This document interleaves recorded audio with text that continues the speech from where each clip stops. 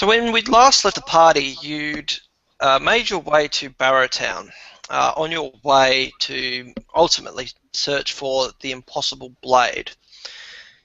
You've received a couple of sort of differing accounts of exactly what the nature of the impossible blade is and where it is. As far as you know, it is in a place called Orturi's Pit, which is nearby the town of nearby Barrowtown. It's a reasonably well-known landmark in the area. There are a lot of myths around this pit, though. You know that the people, a people known as the Garamur, lived around the pit a long time ago. Orturi, in Orturi's Pit, was believed to be a god that watched over the pit as an entrance to the land of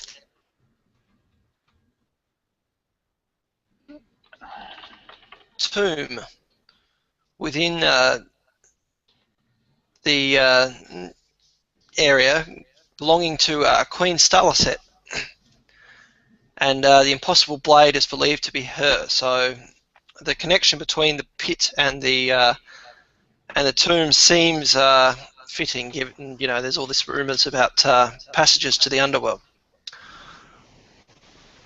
Another rumour that you heard from the fortune teller back in the city of Uxfon is of someone named Enosh, who perhaps knows more, who is in is known to live in an area to the west of your current location.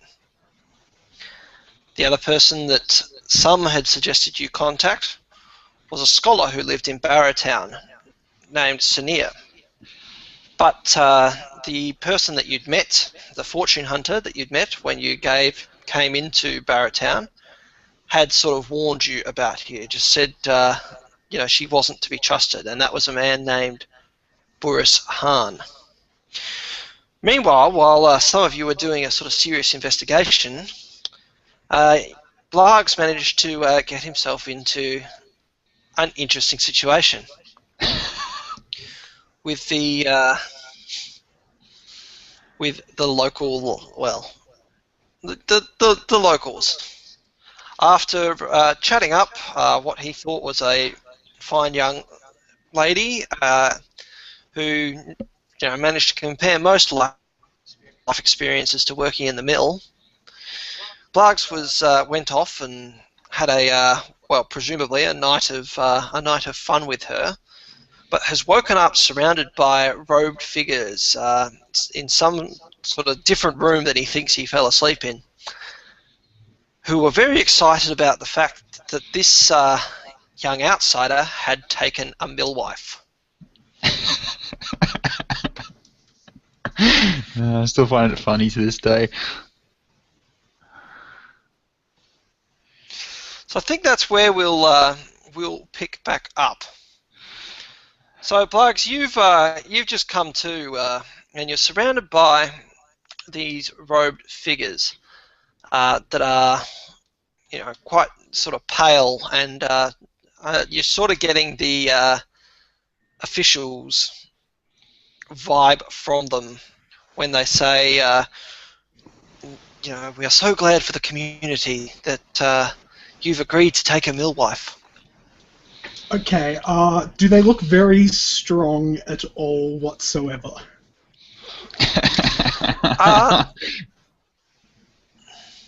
They are sort of quite pale and tall, but not strong. Okay, good. Good. I'm going to run away. Okay, so you get up to try and leg it out of the room. To get past the group that's in there, though, given they're sort of in a circle, I'm going to have to get you to make a speed roll. This is gonna go wonderfully. Would you say he's currently got a bonus to that, considering he's completely unencumbered by any form of clothing? Oh dear, where is my clothing? He is unencumbered, but I think that's cancelled out by the fact that where he is and where he's running to. Wow, 19. Okay. Okay, I think he's got it. Okay, so you sort of scramble to your feet, and without sort of saying another word to the officials in the chamber, you make a run for it. Sort of getting up and getting the advantage of surprise, you run towards what you think in the sort of darkness of the room could be a door. You're pretty much starkers. And you run out the door. When you run out into the next sort of chamber, of sort of putting your shoulder into the door and bursting through it, it opens up into what passes for Barrowtown's town square. Excellent. As you move out into the light, your hands still, you sort of, they can barrel out. There's a crowd gathered around the entrance to the chamber. Many of them are dressed in their finery. And as you emerge from the chamber, several of them start applauding. Oh, son of a bitch.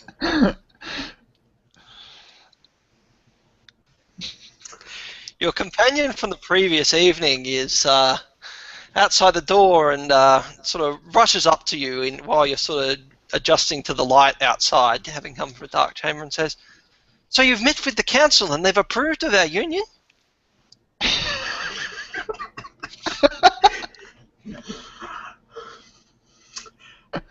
That's.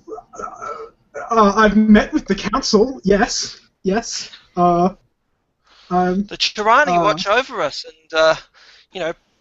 they're a bit strange, but they protect the people of Barrowtown. Right. Can they protect the people of my pants at all, do you think? The Chirani protect us all, especially those of us who work down at the mill. Good. And what of those who don't want to work down at the mill?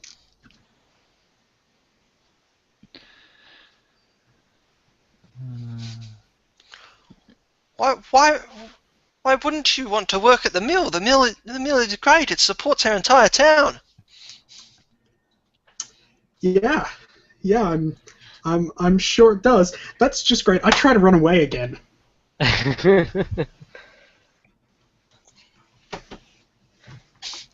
Okay, so to get sort of past the crowd, I'm going to need another speed roll.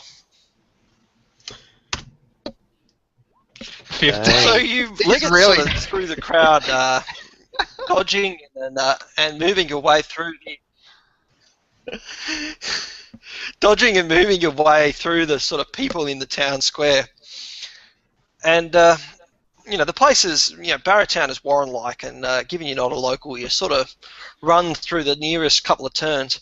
As you run away from the crowd, you can you hear the cries of "Husband, husband, where are you going?" And the assorted villagers sort of reacting in shock. But you manage to round a couple of corners and have arrived in a sort of dark alley with residences on either side, where there's sort of very little activity. It's early morning, and the light hasn't reached this part of the street yet. Can I see any pants?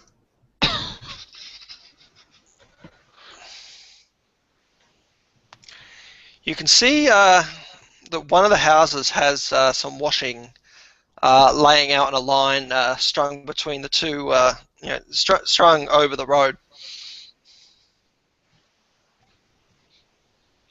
including some pants. Good. I would like to take those pants and put them on. Okay. So you sort of scramble up up a building, quickly and pull down a pair of pants and rapidly putting them on, not noticing until you've got them on that they appear to be women's pants. It's not the first time this has happened. But you managed to get them on, so you now have pants on. Excellent. Excellent. This is a start. But all my crap is going to be with those people, which is an end. Right, I guess I'll wander aimlessly and search for the other guys. Okay. So I'll let you wander for a bit while we go back to the other two. So Scrapper and Elendar, you have had a lovely night's sleep at the inn where you've been staying, and you sort of wake up in feeling refreshed and indulge in the the meager breakfast that you can get from the inn. You do notice that your companion is nowhere close to hand though. Yeah, I simply look over to Elendar and just ask him, What do you do? do you know if Bugs came back last night? I didn't hear him come in.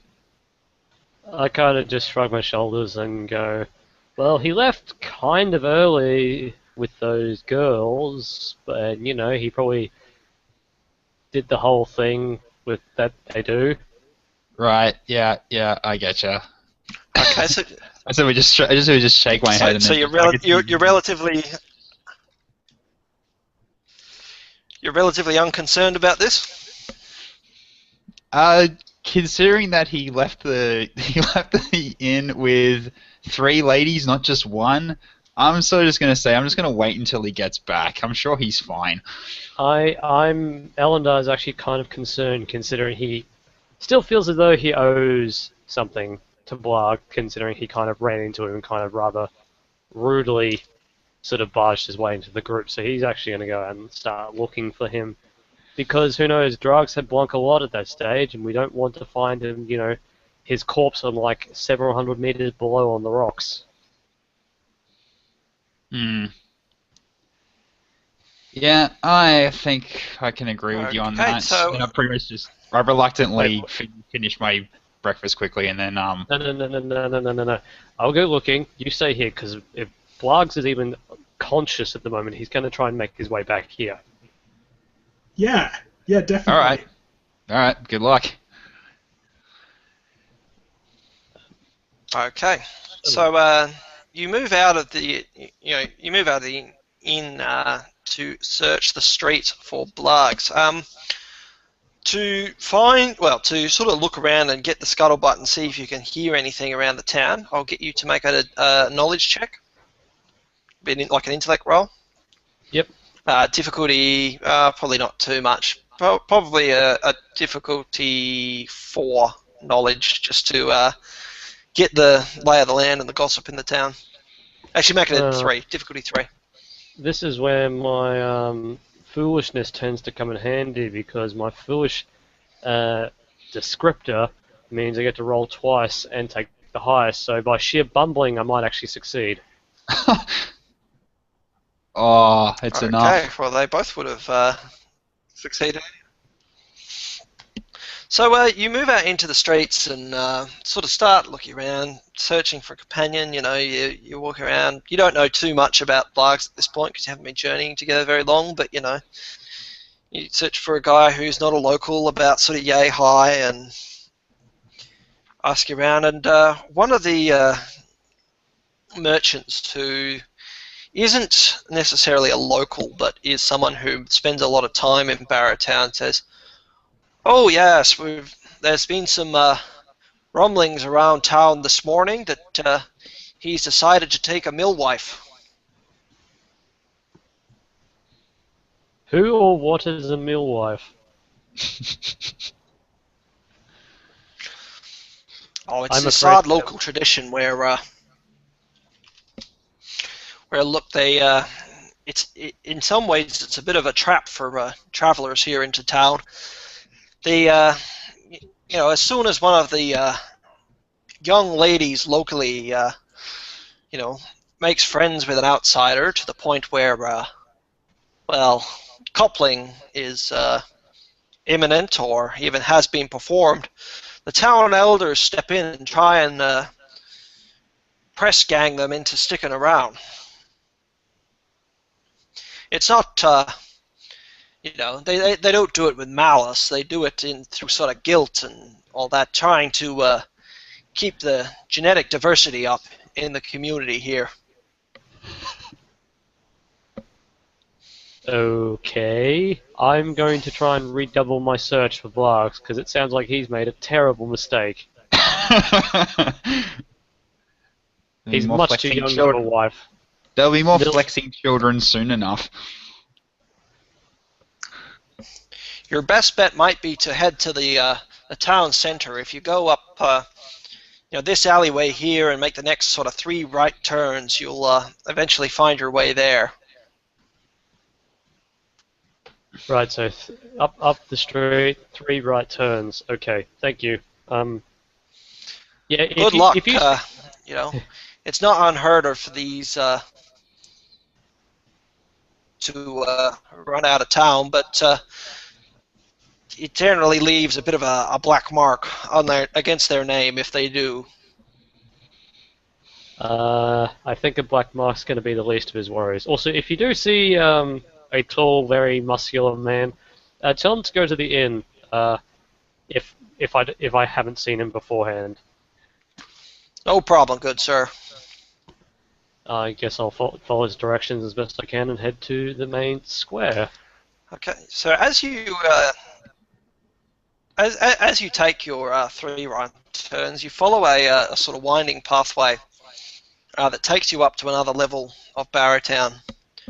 And as you get up to the square, which you've got a bit more perspective of, you can see that the square is a sort of freestanding platform that exists on another level to the rest of the town. So, some of the lower levels, as you've wound your way up the hill, have been sort of overshadowed by it. And as town squares go, it's not huge. It looks like it's used less as a market square and more for sort of town meetings and the odd festival rather than the centre of a bustling metropolis. And you notice there are people sort of milling around near a large building on an edge of it that has a sort of town council, town hall look to it.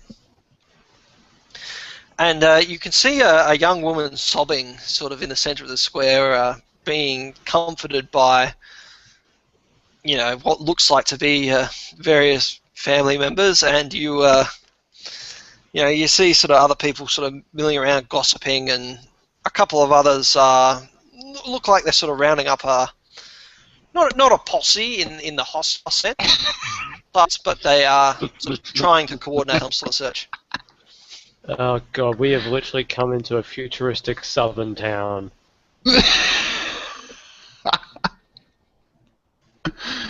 Oh dear. This is just getting worse for the minute, and I don't care. I'm loving it. I guess I'll try and skirt away, like move towards the main chamber, but kind of skirt around the bridal party. I won't like try and sort of interact with them directly. Okay, I'll try and, I'll get an intellect roll from you as well, just to sort of discern some things about the crowd. Okay, as you look around the crowd and you look at the people searching, and you look at the bridal party, you notice something about the men in the crowd. A lot of them, now that you sort of see them all standing together, you didn't notice it on the way into town, but you notice that all the men sort of in the town look really similar. Like, not just, related or cousin similar, but they all have pretty much the same face. Some of them are, fatter, some of them are younger, some of them have scars, some of them have, different features of aging, but they all look genetically pretty much identical. and that's just the face. It's like they don't have the same hair color. or anything else? They look very similar. Some of them have greying hair. It's all similar in terms of, it's sort of dark and curly. Some of them wear it in different styles. And a lot of them are about the same height.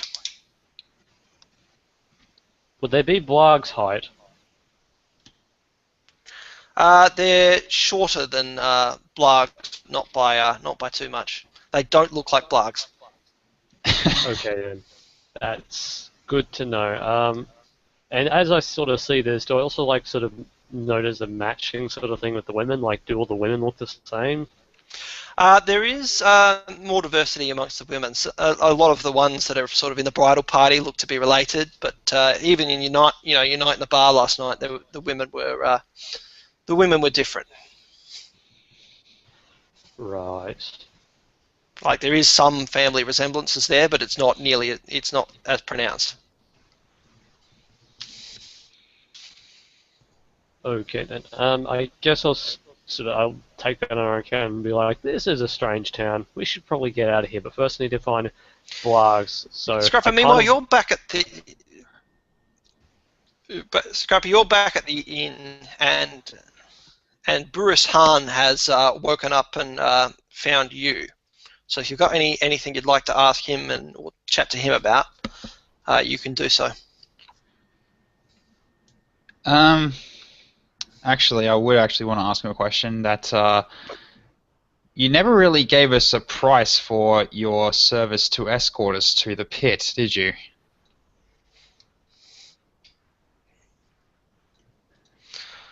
He sort of, shakes his head a bit, and he says, "Well, I could,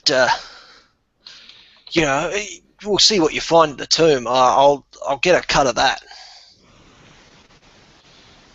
That's I was actually heading there more fair. anyway, and if we're treasure hunting, I think a cut of the treasure is more than reasonable. Nod my head, thinking, just saying, yeah, that actually sounds like a pretty favourable deal. I might take you up on it, but I'm just waiting for my two friends to get back. One that's searching for the other one, which I think is in a ton of trouble.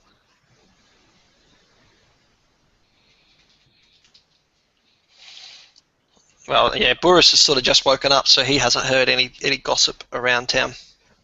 I'll actually ask him if he Blargs, you wants a have drink, by the way. now. Okay, no problem. Blargs, you have made your way from the alley where you found the pants after sort of getting lost and doubling back a few times and ducking out of the way of various people.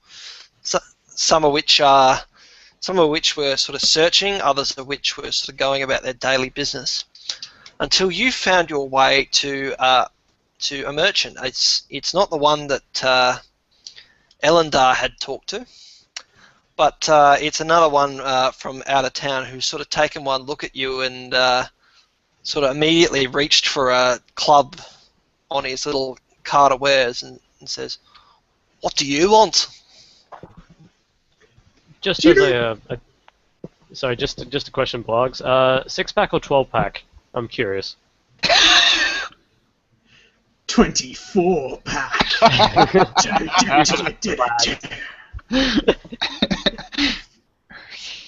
Yeah, well, you know that the more things you add to the pack, eventually it sort of rounds out and approaches just a single flat curve. Actually, being topless, does he get a bonus to his flex skill? Negative to it.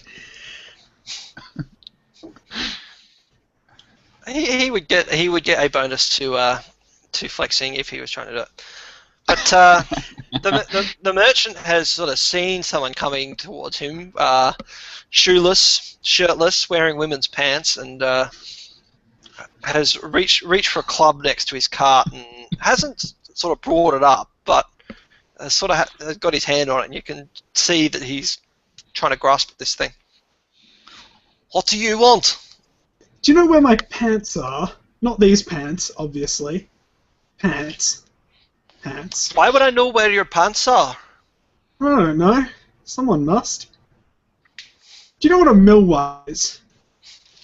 And he sort of looks at you and he goes, "Oh, you poor sod. Oh, good. Good. Good. You've fallen for that Chirani scam again, haven't you?" I guess I Again? wouldn't call it a scam. I mean, it's a very fun scam. Much better than when a guy just hit me in the head and took all my money. Much more fun. Oh, look. Here, you better come in here. And he sort of gestures you. He's got like a little tent set up with his cart of wares in front of it, and he says, "You better come in here. They'll be looking for you." All right, thanks. And he gestures and you and brings you into the tent next to the cart and sort of sits you down. And he goes, "Now you were dumb enough to touch one of the local girls, weren't you?" Yep. Multiple times, you'd better believe it. I'm winking at him.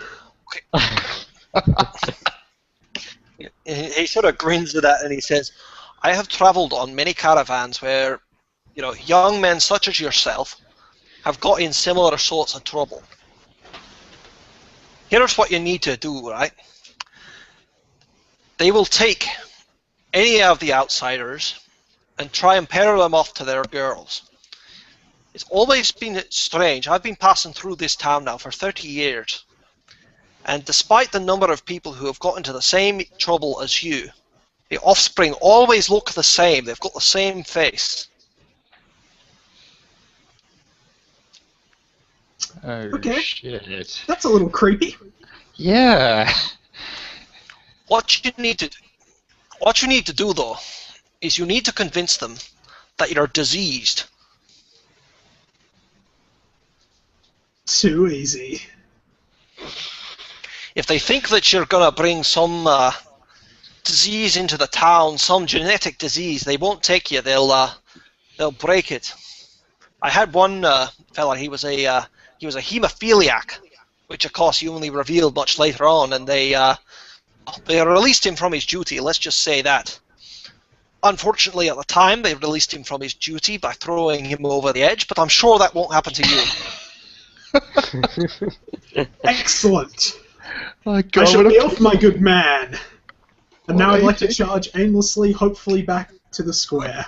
Before you leave, he sort of reaches into his cart and offers you a cloak, and he says, "This is not free. You need to come find me later, but I think you'll have use of this for the moment." And he hands you the cloak.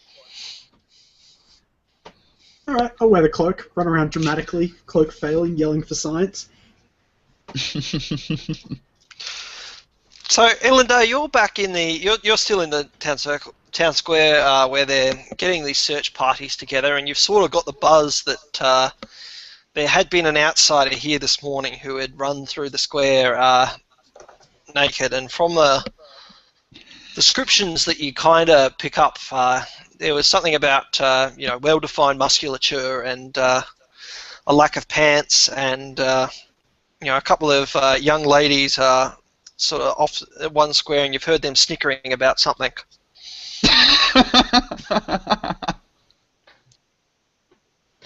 I suppose the question is just like,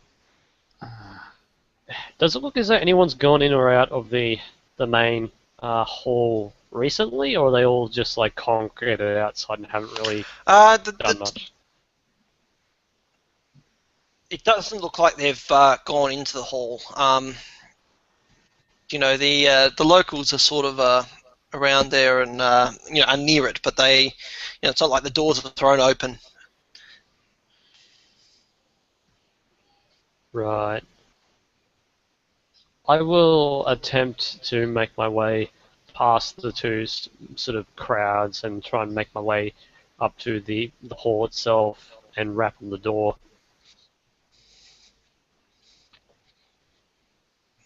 Okay, so you sort of move through the crowds again. They all seem to be discussing a strange young man that had been seen this morning. A tall man with muscles who'd sort of run through the area, and you sort of hear some threats from people saying what they'll do if they'll get their hands on him, for breaking that poor girl's heart. But you move up to the centre of the council chamber and go to rap on the door. As you sort of knock the first time, the door just sort of swings open, and you can see inside seems to be a dark chamber. Can I see anyone in this chamber, or is it just like pitch black? It's not pitch black. It's just there's no like lights or anything. It's as you sort of push on the door as the light comes in, what it looks like a meeting hall. The floor is a sort of polished. It's sort of a polished purple stone, or at least it looks like stone, and the walls are steel, some of which is covered in what looks at first like a random pattern of lichen, but you can sort of see in the dim light that there might be some more, something a bit more patternful in there. You can not really hear anything in there at the moment. I cautiously kind of move forward. I'm just like, hello? Is there anyone there? You move forward into the hall and you sort of hear someone coming towards you in the distance saying, and you hear them call out and say, "You have come to seek the Chirani?" Yes? Okay, as you move in there and the door's now wide open, you see a figure in the distance holding a lantern, which they sort of turn up. They increase the brightness from. As you get closer, you see they've got it by a handle, much like a regular lantern, but the way they've turned it up, it's a crystal that they sort of stroke the side of until it lets out more light, and they put it on a chair there. You, as you get close, you realise they're sort of chalky and pale, and it looks like a normal person. They're just very pale, and they say, "What can the Chirani help you with?" I was sent to retrieve a gift. Yes. I am a traveling companion of a man called Blargs, and I've heard that he has decided to take on a millwife. And I've spoken with the man, and he's actually agreed to, as he is no longer going to be adventuring, considering he's going to be staying in this town, he's agreed to give me all of his gear and weaponry and items and things like that. So I was told to come here and collect it. Okay, the figure sort of realizes who you're talking about, and as you get closer and you can see in the light, you realize it's a sort of middle-aged man, although there's something in his appearance that gives you the sense that he's not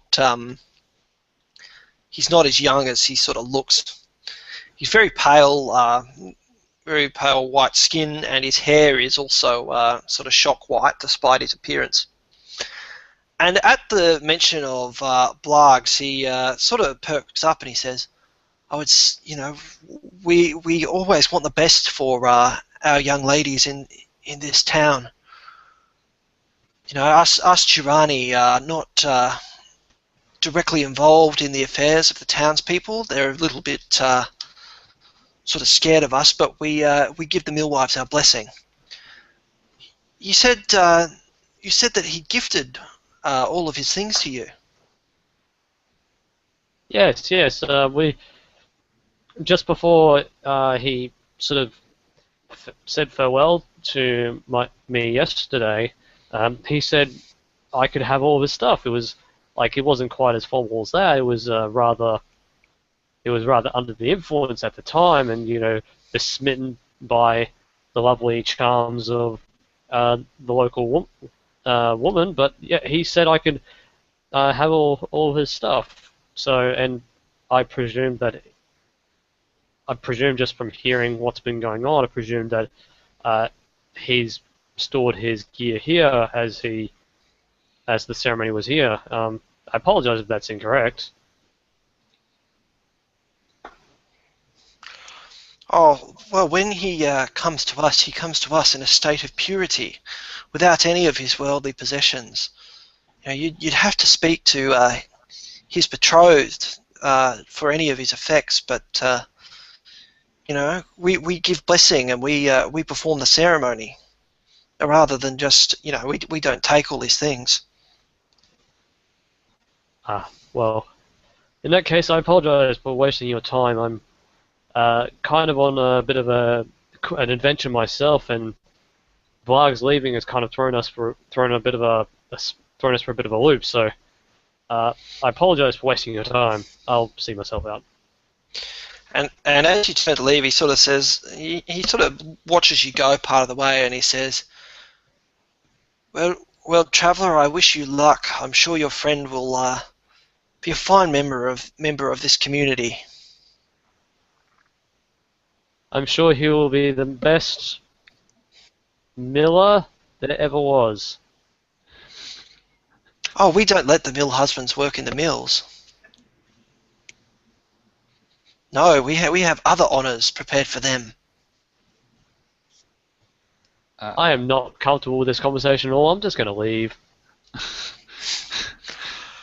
What? Okay. So, Scrapper, you're still holding the fort back at the inn. And as you've sort of, you know, the activity started moving at the inn, and there's been,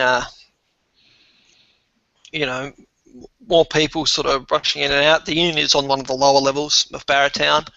It's also where the elevators come up and down that are driven by the fluid that comes out of the big wall that Barrowtown is set on the side of. You can sort of hear the buzz as travellers come and go. One group of travellers is talking about some Kyrogs, which is a sort of humanoid that you've heard of but have never encountered, that have taken up residence in a valley between here and Uxfon.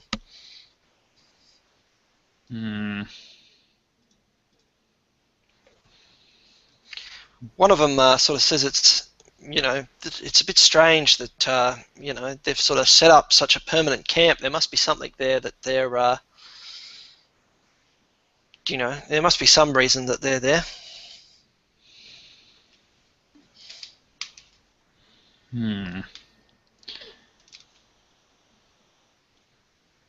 Okay. I'm thinking I probably should go and actually help the search now for blogs. Okay.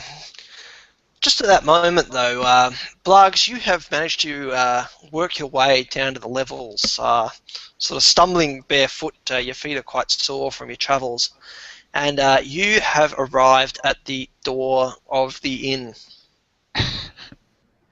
Perfect! I enter.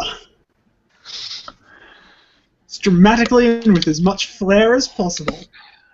I'm wondering if I was close enough to the door to get knocked back, but... So you throw open the door of the inn and march in, your cloak sort of billowing majestically, offsetting the look of your women's pants.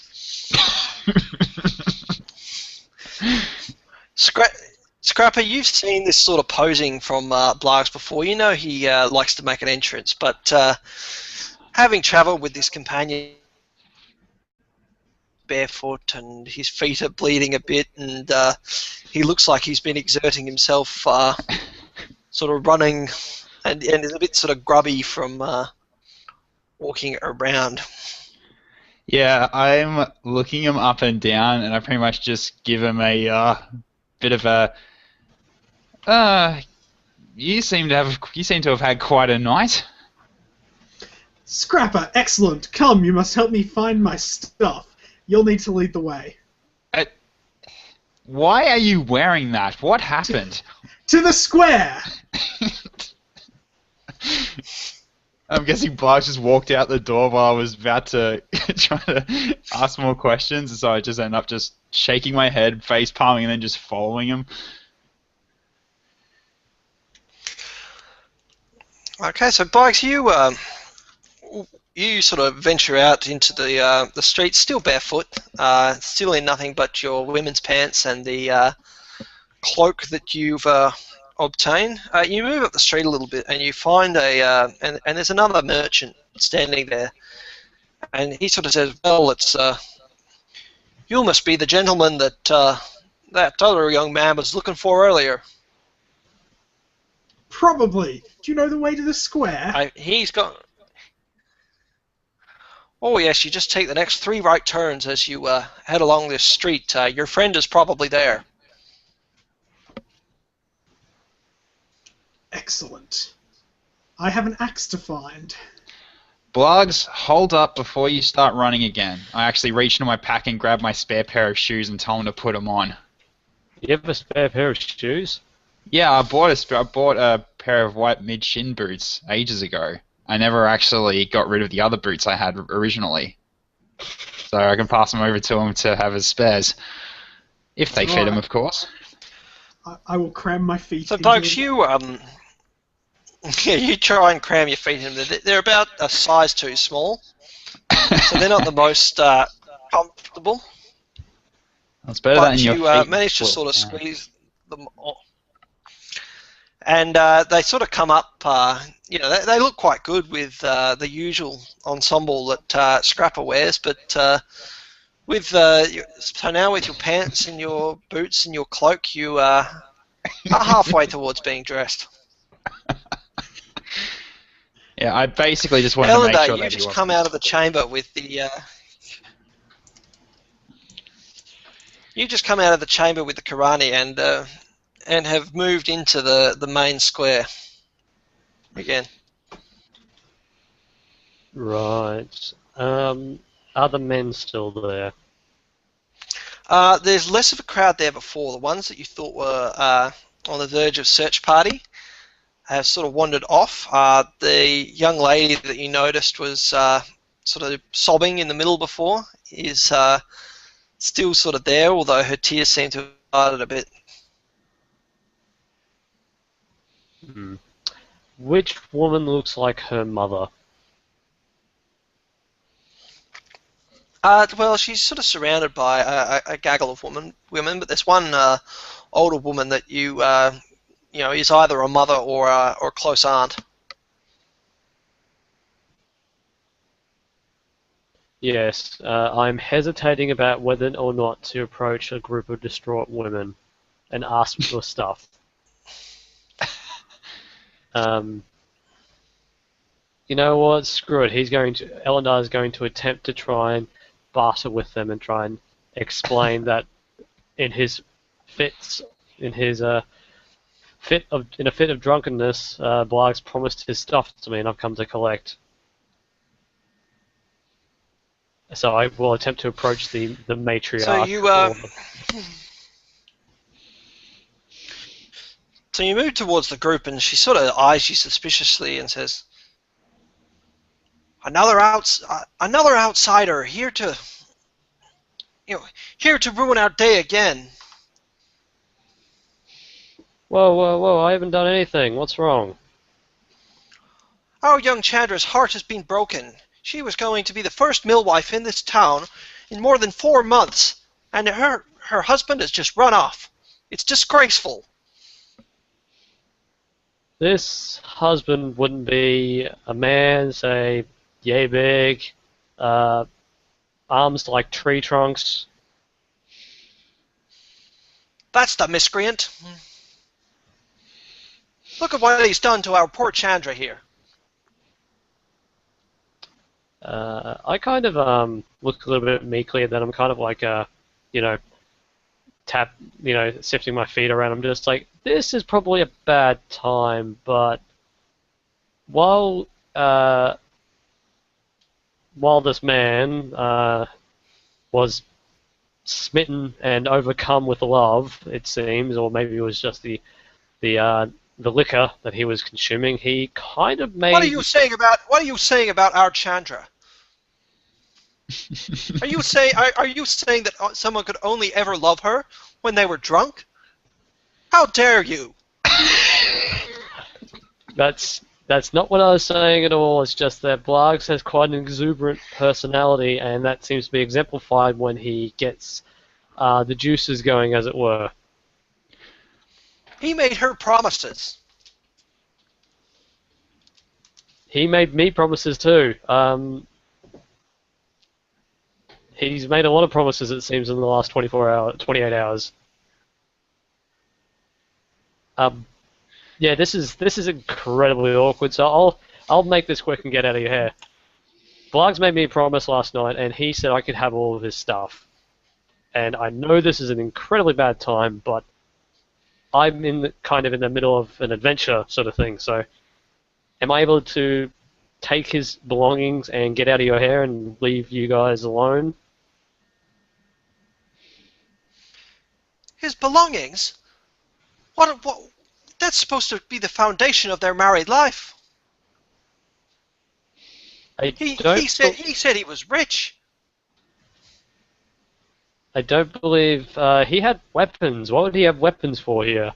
Like, they'd be much more useful to me, and he did promise me his stuff, basically.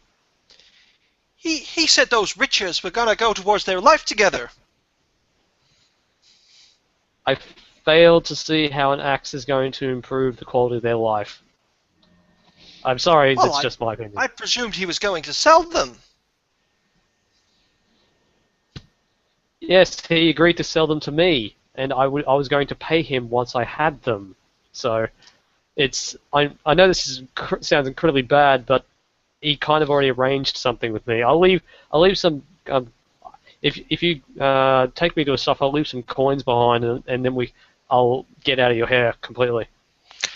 Just at that moment, Blargs and Scrapper, you arrive at the main square. Blargs, your cloak sort of once again billows as you make an entrance. Is he still easily recognizable, by the way? Depends how sneaky he wants to be. Well, Oh, no. I also want to give him a little bit of extra disguise and cover him up with my blue poncho. I don't like the sound of this. I stroll into the square with gusto and vigor. Oh god. Well, we're no longer coming to this town ever again. It's fine. And you Trust move me. into the square, and Chandra, your millwife, sort of stands up and says, "You've come back to me." My beautiful wife, I've come here to marry you. And then I wink at Scrapper and Elendar, but with no subtlety whatsoever. I'm Now, just looking at please. him. I'm just like Oh, looking at him. I knew you would. No.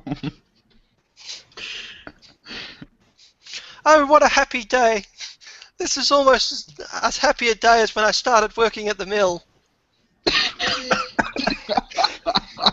Even Now, if I get please. kicked out of this town, I don't want to come back. Double. Please, bring me back to my agree. stuff. I need my stuff so that we can be married. Hmm. Trust me. Oh, Blargs. So you weren't just making promises? They weren't just idle promises to lay with me? No, I meant everything I said. I just woke up this morning and was so worried that I wasn't good enough for you, so I ran away.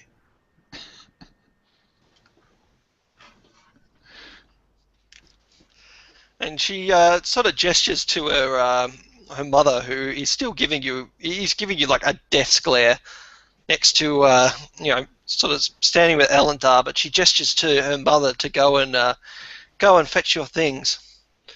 And she says, "So you'll go through the ceremony? We'll go and see the Chirani?" Of course, nothing could keep me from you now. And I flex. Yeah. Okay, make a white check to flex. Best episode ever. This sounds like a really bad love story. So your flex is good. It's not your best flex ever, but it's passable.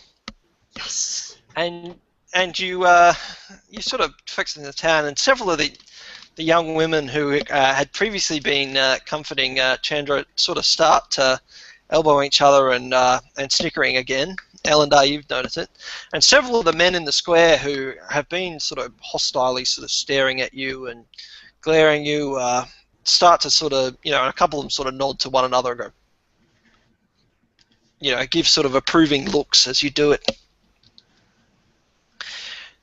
Chandra's mother sort of runs back and with a pile of clothes and a small bag that contains your other effect, and has another woman with her who's sort of dragging the battle axe over her shoulder. It being quite heavy, the woman's sort of, bent double underneath it, but they bring it back to the square and sort of cast it at the woman sort of casts the bag at your feet and throws the clothes at you. And Chandra looks at her and says, "Mother, this is to be my husband." All right. Well, everyone's already seen anything, so I may as well just change. Your stuff is there, but you're sort of surrounded by now the sort of menfolk of the town are sort of surrounding the square. Why I haven't noticed they've sort of moved behind you. Scrapper, you're sort of on the outside of it. Ellendar, you're near the centre of it, but no one's paying you any attention. But you can sort of see the men are sort of closing ranks, just in case you try and run again. And a couple of them have implements that aren't weapons, so it's not like swords or spears, but they are sort of poles and things that could either be tools or things that could be reappropriated as weapons should the need be. I would just like to say, if I was feeling so evilly inclined, I really wish I'd picked up Nova's acid launcher thing and just be like, fuck it, I'm out.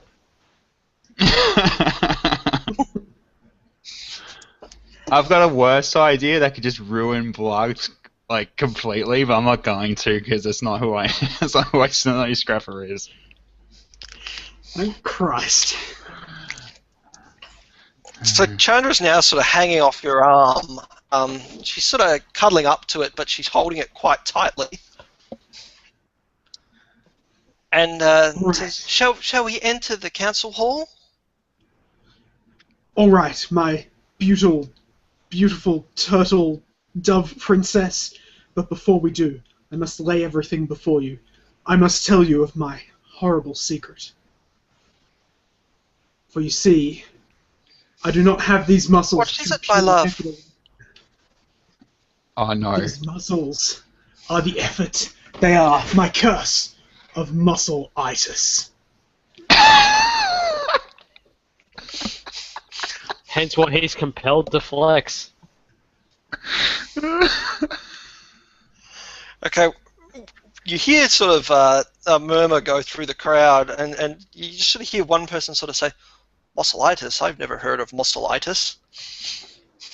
And then one of the ones at the back goes, "I'm pretty sure that one of our distant cousins had that at some stage." And the mother-in-law is sort of staring daggers at you. I simply just passively call out, "They're not muscles, they're giant tumours."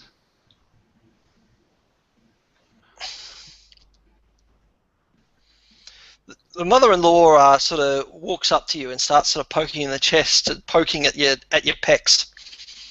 And she sort of says, "I don't believe you." I'm afraid it's true. Muscleitis is a terrible Let's disease. see what the town doctor has to say. And she sort of says, "We'll see what Healer Graben has to say." And they sort of, she sort of, talks to one of her, one of the other old biddies. They send a man rushing off into the village, ostensibly looking for the healer. And your partner looks at you and says, "I'm sure that muscleitis must be a terrible burden." It's true. It afflicts many people. It builds up our muscles strong, but it crushes our brains, leaving us too smart to live. Um, I can. Oh, my poor sweetie. I will look after you.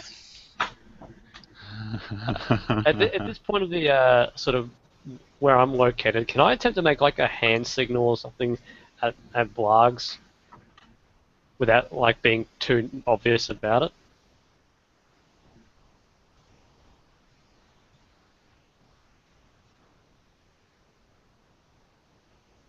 I think we lost him.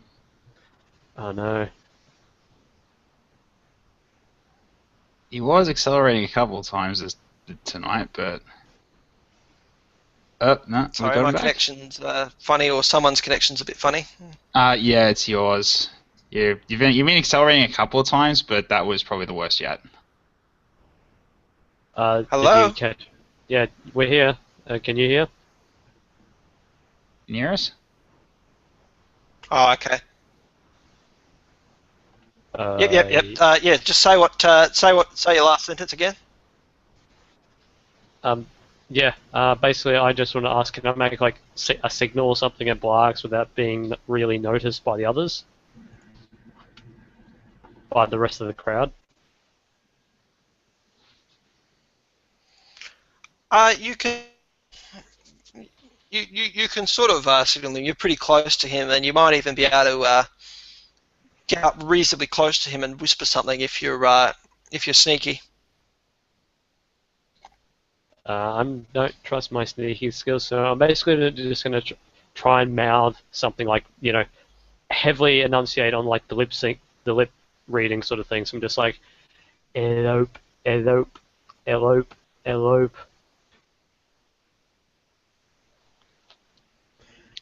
What? Just Oh, trying Right, so to I'll get you to make an intellect roll. See if you can make out what's being said. You think you can sort of get most of what he's saying. You think you understand him, that he's trying to make some comment to do with eloping. Right. Good. Now, if only I knew what that word meant. The lady that had run shit, off, it's the man that had muscleitis. run off.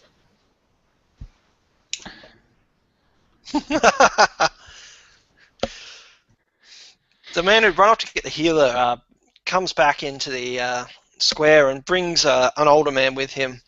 The older man has a different face. You notice, Elendar. It's not the sort of same face. So he looks like he's from out of town, but he's got sort of grey hair and dark skin, and is wearing a sort of implanted lens in one eye that you can sort of see shifting and cycling through lenses as he looks around. He's got with him a what looks like a doctor's bag almost, but it's made of like a hard material, and he's wearing what you'd identify as healer's robes. And he sort of moves into the centre of the town and says, "What seems to be the issue here, gentlefolk?" The older lady, the mother-in-law, sort of says to the healer, "He says he's got muscleitis," and he sort of at the healer and says, "Well, muscleitis. That's I'm not sure I'm familiar with that condition. What seems to be the complaint, young man?" My muscles. They're so big. They crush my brain. They overwhelm me with their strength and power and beauty. It is a curse, my burden to bear. My cross. And he sort of looks quizzically at you and sort of says, "Well, I'm not sure that as a condition that's something that I've ever heard of. Elendar, the healer is quite close to you, given your...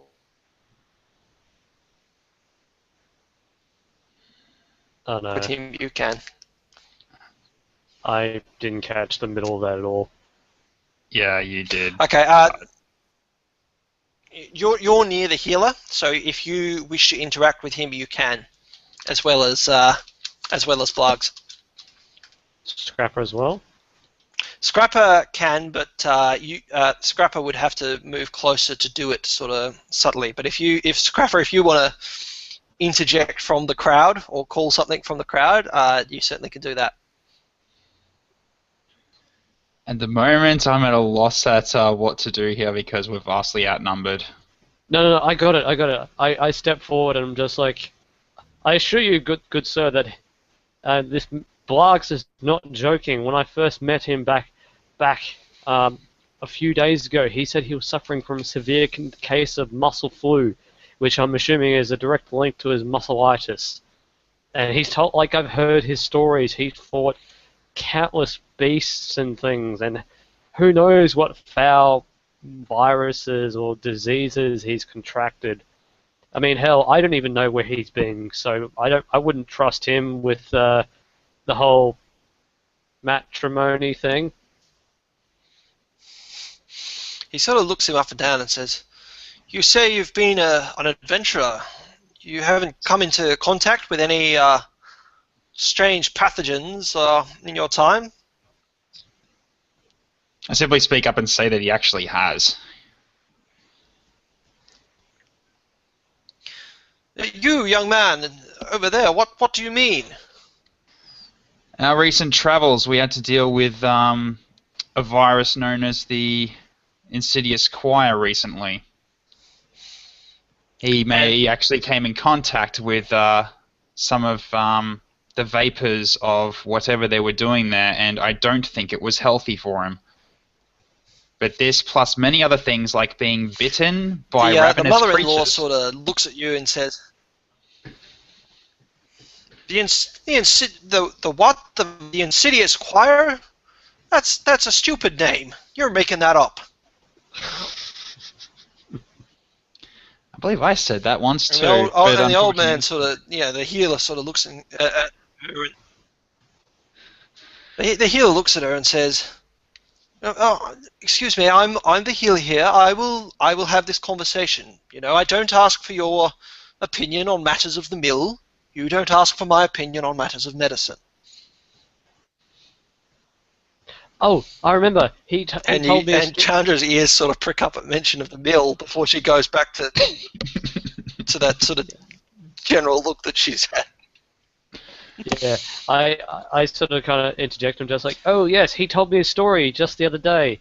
Apparently he once fought a cragworm and he got covered in its mucus and slime. It got in everywhere. I don't think he's fully recovered from that either. What are you talking about? That didn't happen. I flexed. Make a and sort of nothing half happened. step back. Am I close enough to kick him in the back of the leg for that comment? You can sort of move up. You can sort of move up to him and. No, I can't move up. I'm not going to move up to him. That's too obvious. I was trying to do like the whole shut up sort of thing where you just kick him in the side or something like that. Anyway, when we fought the Insidious Choir, I was the only one who saw hordes of enemies that were invisible to you lot. He was hallucinating at that point. Probably one of the many symptoms of this. And the healer sort of looks a bit shocked by that.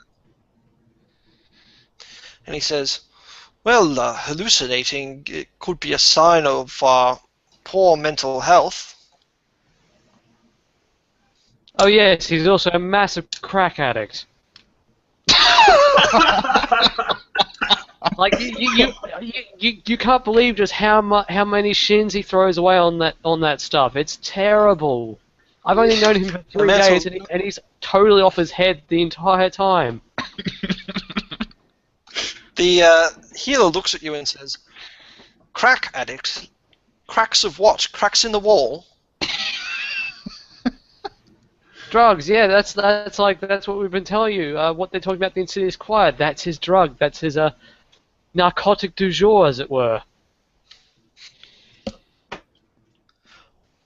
Do what?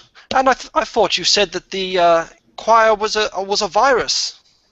It's both a virus and a drug. He's kind of mixing his words up. He's not in the brightest. He's not in the best state of mind at the moment, as you've probably clearly seen.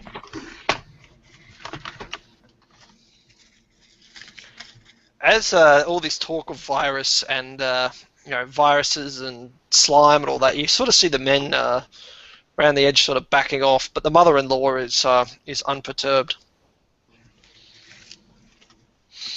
The healer sort of looks at you, and Blargs, I'd like you to make an intellect roll Oh dear. Oh dear. to size up the healer. Come on. Oh no! Do you have Oh, one. any He rolled experience a for one. reroll? I do. Oh shit! Should But you? it's kind of tempting not to. Oh, Not wow. gonna lie, I want to see what happens. It's the muscle itis, I tell you. It's affecting his brain. Blargs, you sort of look at the healer, and at the healer's sort of talk of drugs and things, you start to get a bit worried, and you start to sort of believe that maybe you actually are ill. And you sort of look at the doctor and at the healer and are a bit worried now. Ellen, you notice that the healer is not sort of taking sides here. The healer is sort of out here trying to work out what the angle is. I'd like you to do an intellect roll to size him up.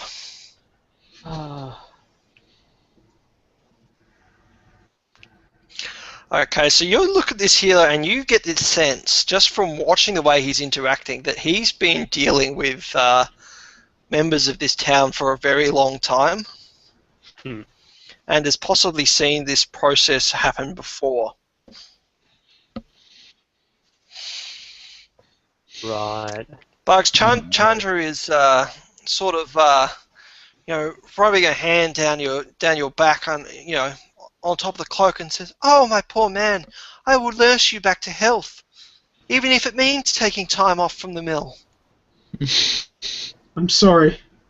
It's too late for me. I'm beyond gone. I'm a walking corpse. Graben sort of looks at you and looks at the worried and looks at the mother-in-law and sort of says, I can take you for a consultation in my chambers, and then we can see if we can give you a clean bill of health. How about that?" Well, you're not going to find a clean bill of health, are you? We can go.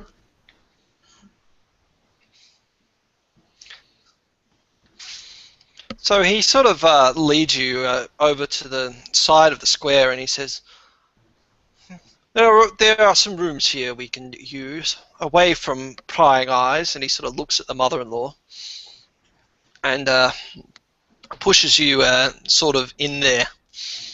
Elendar and Scrapper, do you join him? Are we allowed to? Would be the question I'd ask. If Blargs lets you. Oh yeah, I don't need to keep it private. It's just my imminent demise. Blargs, would you like your... I'll actually keep guard just outside, but still be able to see inside, sort of thing. Just making sure that no one else intrudes on us. Mm-hmm. I'm going to do the same in respect. Blargs' privacy, doctor-patient confidentiality is still a thing. Okay, and so Scrapper, you're now outside the clinic with his wife, or Chandra, and the mother-in-law, and you sort of hear the mother-in-law sort of hectoring her daughter, saying, you know, I thought you said this man had agreed to everything. And she's sort of saying, oh, he promised me everything. He promised me the world. Blargs, you go into the chamber with the medic, and he sort of sits you down and pulls up a chair and sits across from you, and he sort of looks at you and he says, you can level with me. What's your game? I can't be safe. Diseased as I am. Sick. Twisted. And he sort of narrows his eyes at you and he says, muscleitis. That's the best you could come up with. And as for viral creatures... It's true. I don't know. I'm unwell. There's not long for me now. What's your scam? My scam? Is it edible? And he sort of looks at you and he says, right. And he opens up your bag, opens up his bag, and he pulls out a small device that he starts waving over you. And as he does, you can sort of feel a sort of prickling as he waves it, even though there's no sort of signs that the device is on. Waving it, and every now and then sort of flicks it up and runs his finger along an edge on it before going back to waving, and he says, I can't find anything wrong with you. Is that what you want me to tell the townsfolk, though? I want you to find out what's wrong with me. I'm sick. So very sick. No, I can't stay here. You must help me to leave. For everyone's sake. Look, I have to give you a clean bill of health for the Chirani, unless there's some sort of mitigating factor or something you can do to mitigate that. I get the sense that you don't want to be here. For the safety of everyone, I mustn't be here. I should wander into the desert. He sort of rolls his eyes. He's not buying it one bit. He says, here's the deal. I have to give you a clean bill of health. If there's anything, however, that you could provide to me in one way or another, and he starts rubbing his fingers together. If there's anything you could provide to me that could sway my diagnosis, then we might be able to accommodate that. Right. Yes, I think I'm getting you. But I kind of need these pants right now. I know they look great, but I kind of need them. He sort of rubs his eyes and looks at you and says, look, 25 shins. Call it a consultation, all right, whatever you want on this bill. Here I was thinking we had public health. Fine. I'll pay your consultation fee. But I'm holding on to these pants. And he sort of looks at him and says, you can keep the pants. And he pulls up a sheet of plastic it's basically a sheet of Perspex.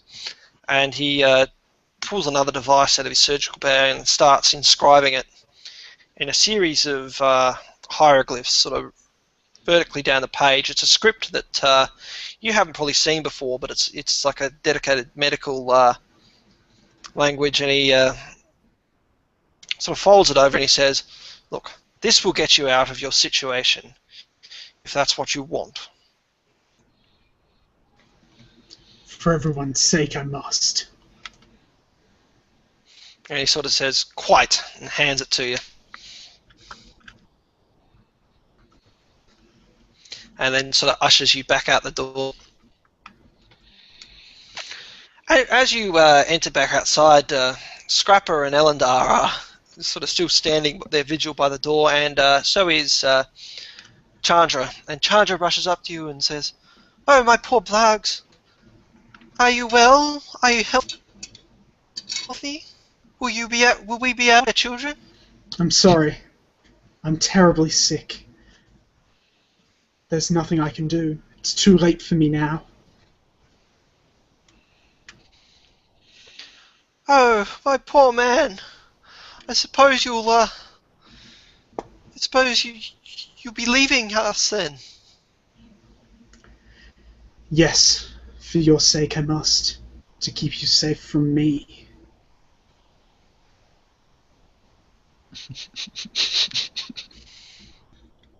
And the mother-in-law sort of says, "He looks fine to me." And the doctor's now sort of come out and says, "Doctor-patient confidentiality. I can't discuss it, but you can discuss that with the Kirani."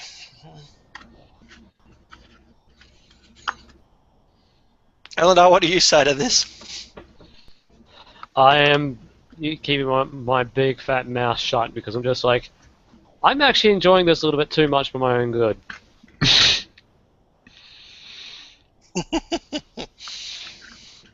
So you have the script that you can go across and present to the Kirani, or you can do something else. Probably best to just go hand it in. Don't want to, Okay, so you move across the square with your script in hand, and you head over to the town hall and push open the door again. Call out in once again a robed figure, much like greeted Ellendar, comes out to you, and the mother-in-law has followed you in. And the Kirani says, "You've returned, Moni." I'm afraid it is news bad for the wedding. It cannot go ahead. I am deathly ill.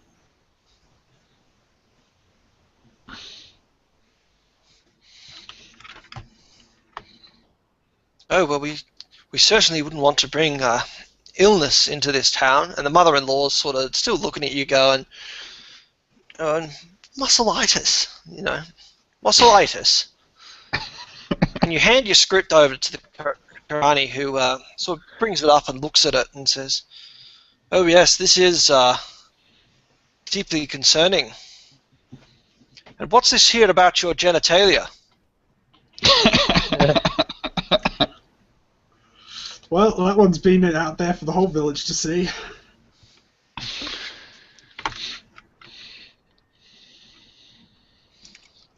Yes, I'm surprised we didn't pick that up in our examination earlier. I'm sorry, but we simply cannot accept a man with these defects. And he sort of looks at your crotch and then back up. These defects into our community. I'm afraid we cannot perform the ceremony.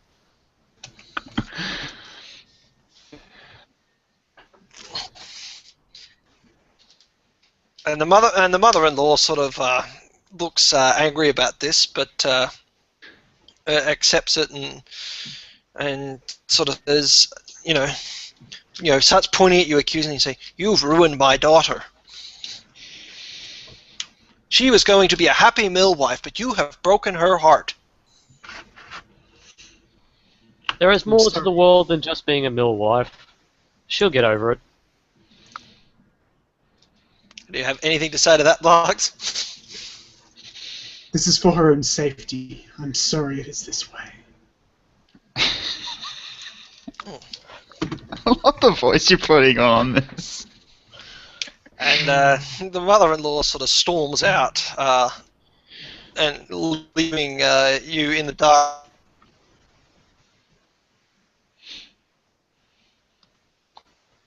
And talk to her daughter, and the daughter bursts into tears and the mother comforts her and sort of leads her away, out of the square and away. And the rest of the townsfolk sort of start to disperse, and you can hear chatter amongst themselves. You hear some of the menfolk say, "Oh, I wouldn't want bossilitis going around the village," and one of the other ones saying, "Oh, yes, I've heard it quite infectious, even from and those viral creatures that he talks about." And one at the back goes, "I'd like to see a cragworm one day."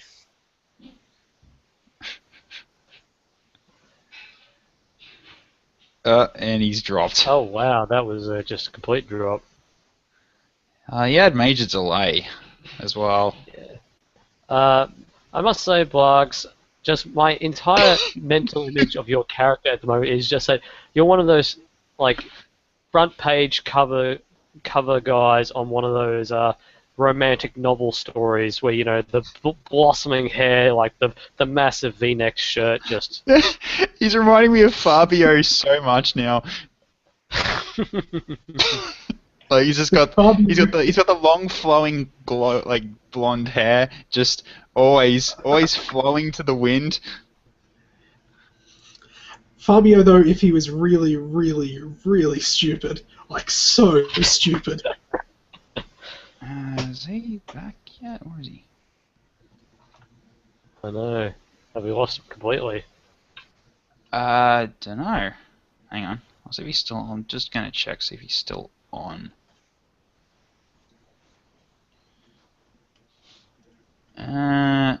He's not even. I don't think he's online anymore. Ooh. Oh, that's a shitter.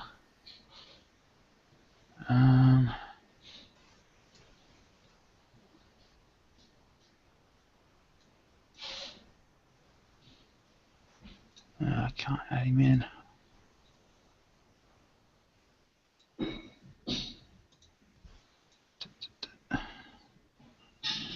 Apparently he's still online for me, but Can you re-invite him?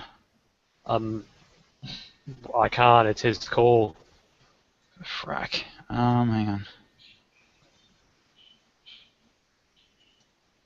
So I can get this thing back.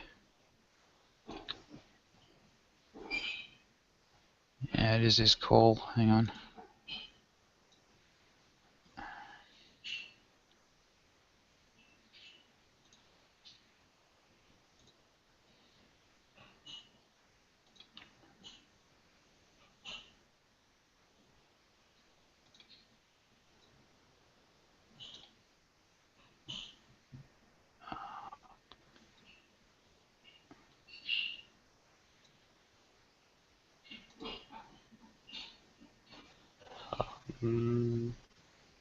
Yeah. Unless, I don't know, Red starts a new call, because it has to be his call too, because he's got the Roll20 stuff in it. You got any tweets from him or anything to see what's going on? Not yet. Looks like he's just dropped off the face of the earth. Yeah. Oh, hang on. Firefox crashed. Okay. Oh. Here, he's coming in back in now. Oh, cool.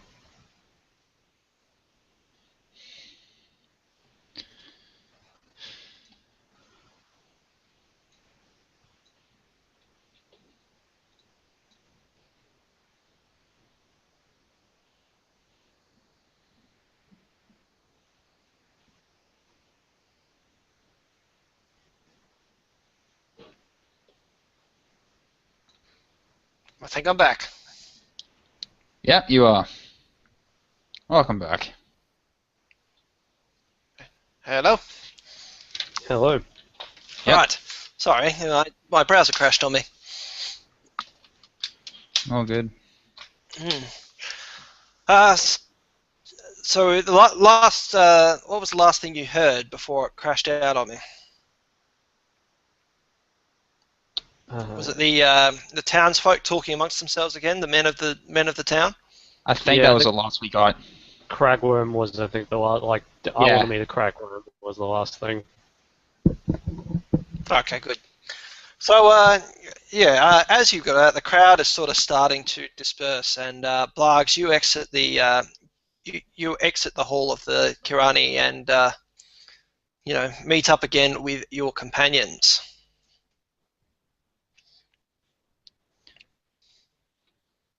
Excellent. I have a cape to return. You should probably also put on your actual pants. But these ones are so stylish. It. Look how they accentuate my curves. Just get your normal pants on. I don't want to keep looking at you with that. Okay. Fine. So So now that you've dealt with the Millwise situation, you've got a choice. You can go back to Burris and head out to the pit. You can talk to the scholar that Burris had advised against, but was a lead that you'd got. Or you can venture to find Enosh, who is west of the town. I think Or I you can do speak for something everyone. else. I think I speak for everyone here. Screw this town. Screw this place. Let's go to Burris and get out of here. Do you want to go to Enosh first, which is west of the city? There's also the scholar who is within the town as well. Well, I'm not really keen on staying in the town, so I think I'm going to agree with Allender. I want out of here. After all that, I've had enough to last me 3 lifetimes. But the people here are so lovely. I don't know why you'd have a problem. Blargs, keep it in your actual pants. Please keep it in your pants for the next 3 weeks. Fine. Probably got some disease from them anyway. Oh, yes. Alright, yeah, what do you want to do? You want to just head straight to the pit, or you want to get more information from Enosh first? Because we haven't got a lot to go on here, especially with the whole, apparently we have to get stung to enter this place, and there's no one that's actually said that people have returned from that journey either. Up to you guys, honestly. Burris is here. Unless we go with Burris now, like he'll take us straight to the pit. If we'll have to come back here and meet up with him again if we want to go find the pit.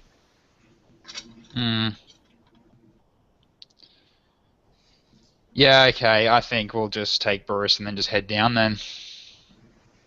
Because this whole thing that we've done so far with Blargs being now officially diseased, I doubt we'll be welcome here again for a while.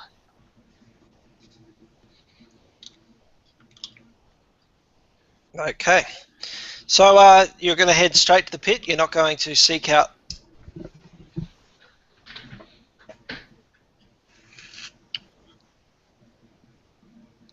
Did you drop again? No, I'm still here. Oh, okay. You're heading straight to the pit. You're not going to seek out the scholar or Enosh.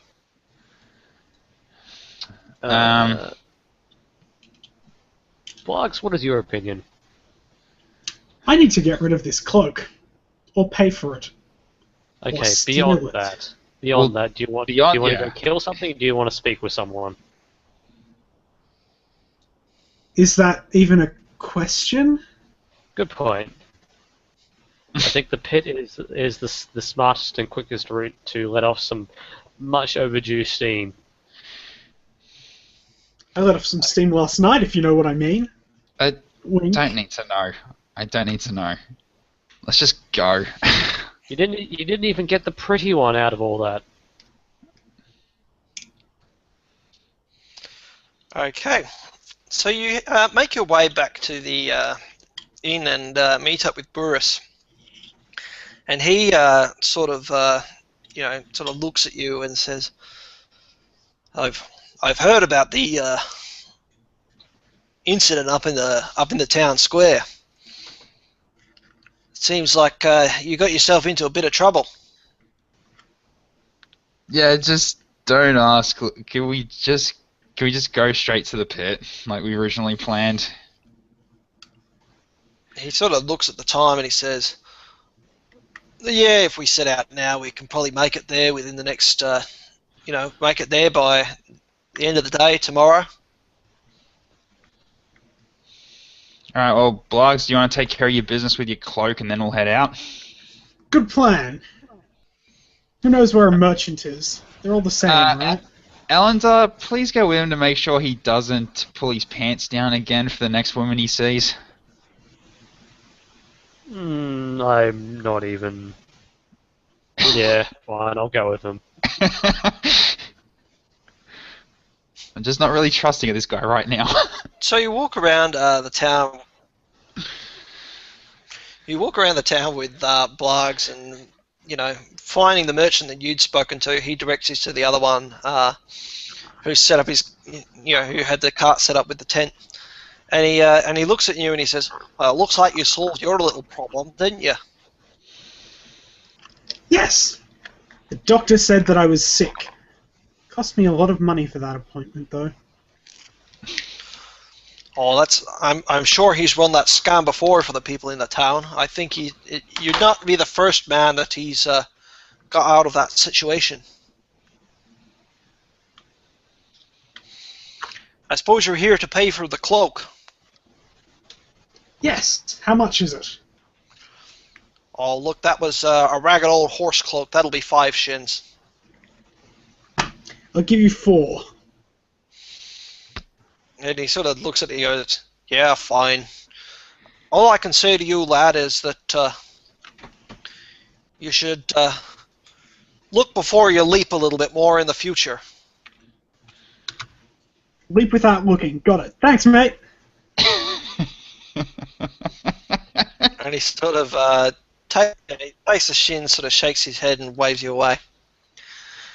So while you've been off looking for the merchant, Scruffy, you've been back at the inn. Burris has talked with you about preparing some supplies, and you've made those preparations back in the inn. So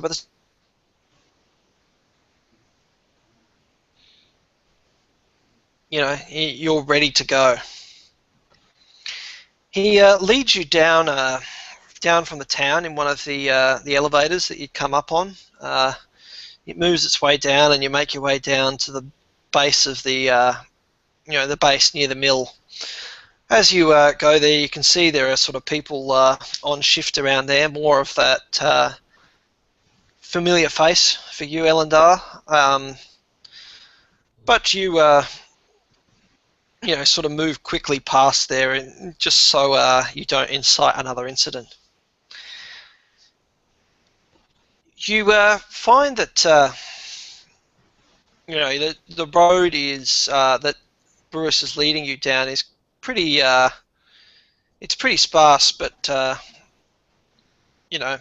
it's still a definite road. It's not a well-used one, and you make your way along there until nightfall, which is sort of probably 5 or 6 hours travel. Boris thinks that it'll be about, you should be getting and you make camp for that evening in a area next to a dry creek bed. There is some water there, but not much. As you look up into the night sky in your camp, it's a very clear night, and it's sort of a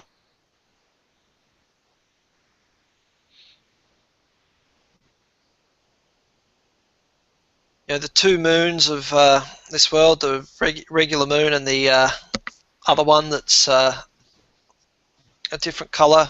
You can see other large structures in the sky from this part of the world that are hanging in orbit and sometimes shift, many of which have been named, and many of which change as they move.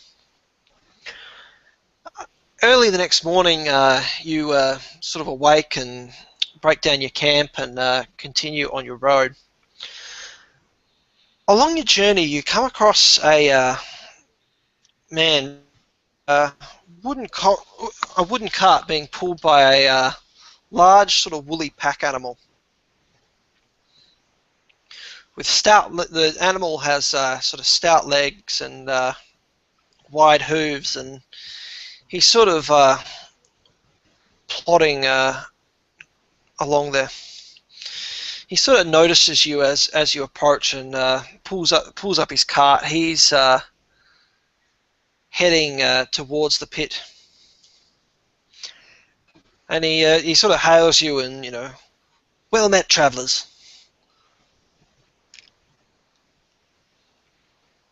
What does it look like is in his cart?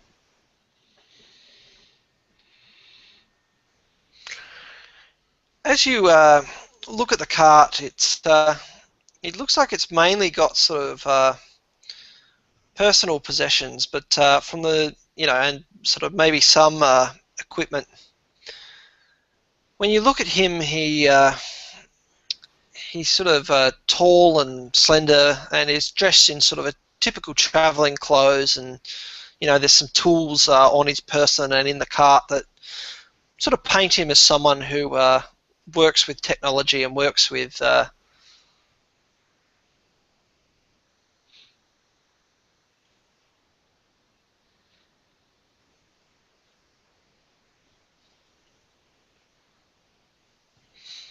he's hailed you. How are you going to respond? I don't know. Hail, person. What brings you out here so far away from everywhere? He sort of regards you for a second and he says, "My name is Avendar, and I am interested in the tomb and the secrets it may hold." Seems to be quite the popular place. What a coincidence. My name is Elendar, and I'm also interested in the secrets of the tomb. He says, "Oh, that's interesting." And sorry, I said he was going to the tomb. He's coming from the road near the tomb. He says, "Look, I'm on a journey of my own. I've heard that the tomb has some of the technology that can conquer death, and I feel that that's where I will find my answers."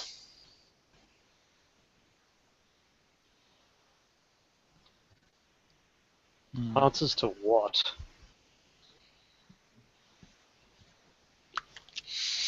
He sort of looks at you and he says, "Well, mine is a tale of woe. I'm not sure that I want to burden you with it." Oh, we've had plenty of woe recently. Lay it on us. He looks at you and you see his fairly emotionless exterior sort of crack a little, and he says, "Many years ago, when I was a young researcher working for Aeon Priests, I had a love, my true love, Gerrid.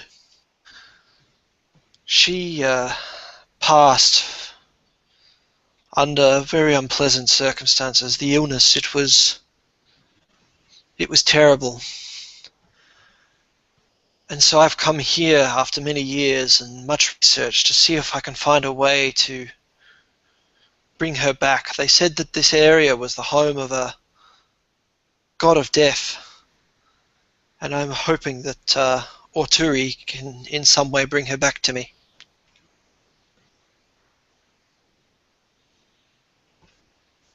That is a dangerous road to travel. Death is final. There is no coming back.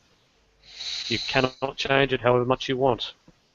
He sort of looks at you and wrinkles his brow for a second. He says, "We live in a world of wonders, Elendar. We live in a world where great civilizations once stood, where people conquered space at one time, where there's all this remains of previous worlds. I have to believe that one of them found a way to conquer death. If there was a way to conquer death, they'd still be alive. Much of the knowledge is lost. Just because it's not used now doesn't mean that it's not still possible. This world has many corners, and in one of them, I just know there will be something that could bring Gerard back to me. No fear, you are being misled, or you're hoping for something that doesn't exist. Perhaps, but it is my burden to bear. So you seek the tomb yourselves? Yes, we are. Well, mostly these two. I'm kind of coming along for the ride.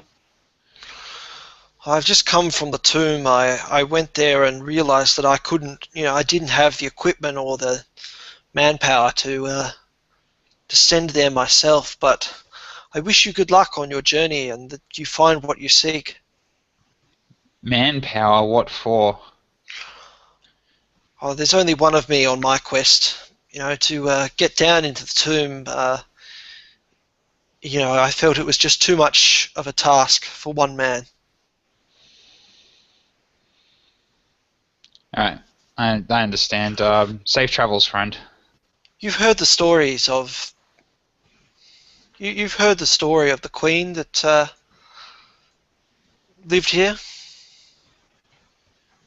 Yeah, a few versions. Ah, yes, it is a very old tale. I've researched it myself for many years. There's some documents that the people in this area that I found back in the libraries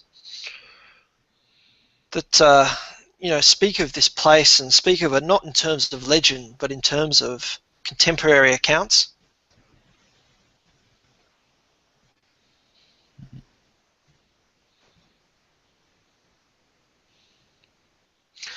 There is a tale here about about Queen Starlaset and how she's buried within the tomb. They say that Queen Starlaset had a lover, an advisor named Bark, and after Starlaset passed, Bark was driven mad with grief and drove the kingdom into ruin by building her this tomb within the pit. There's talk of the treasures that Bark buried with Starlaset, even as the kingdom went into ruin and Bark fought with Starlaset's heir, Solana. Even then they were still keeping accounts of this place and trying to keep information. There are many traps and many legends about the structure of the tomb. But there's something I did find that may be of use to you. Hidden within an ancient journal, I found a handwritten note. What this represents, I don't know. I was hoping that its meaning would become apparent as I entered the tomb, but it's still eluded me. Here is all that the note read, and he hands you a slip of paper with that pattern on it.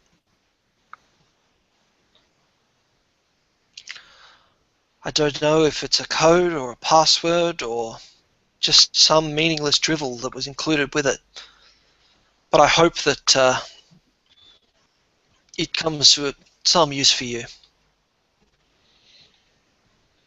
Interesting. Thank you. He sort of gets back up on his cart and starts to move away, and he looks at you and he says, "If you find anything at the pit about Starlaset or about Bark, or any information you can give me, I'll happily pay for them. You know, I think that only through understanding what happened here can I find a way to bring Gerard back. And he sort of clicks his reins and the cart starts moving back up the road off towards Barrowtown. And that's where I might call it for this week, because that's probably a good narrative junction to do it. It's a little bit early, but that's probably a good place to cut it off for now. Bridesmaid at a club.